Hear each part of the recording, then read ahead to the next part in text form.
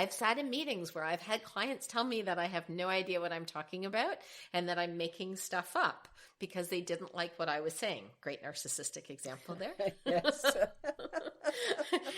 and doing it with a fair amount of force and seeming emotion and anger, even, I would go so far as to say, and having to sit in there and saying, that's not about me. It's like that this conversation that I'm having is about them, how they're feeling, and I need to detach and stay detached and then consider how or if I want to respond to it. And how do I redirect the conversation? Because reacting to it, if I'd gone into defending myself and my credibility and where I got the information from, I would have just gotten pulled into the drama that individual was creating. And that's what they do, right? They create drama.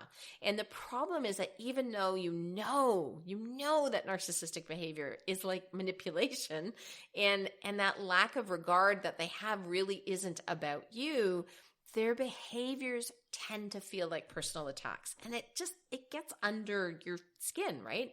And so this is reminding ourselves it's not personal. It's not, you're not to blame for their actions. You didn't do anything to cause them. We want to stay and respond, not reacting. It's about them. It's not about you. We have a choice in how we respond to the situation.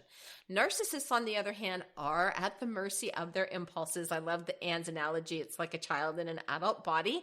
An important thing to remember. But just because they are, it doesn't mean you have to be as well. It's essential that you exercise self-management and not react to their behavior.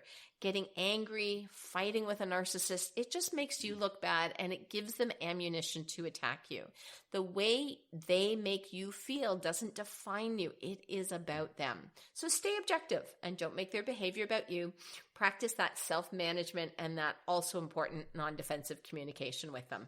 My favorite technique is, because I have someone who struggles with this, using this persona all the time in my personal life, is I just redirect. And okay, I can see where we're going down the rabbit hole here. I'm just going to redirect the conversation, right? Because again, like most children, they can lose their focus and their train of thought if you get really skilled at redirection.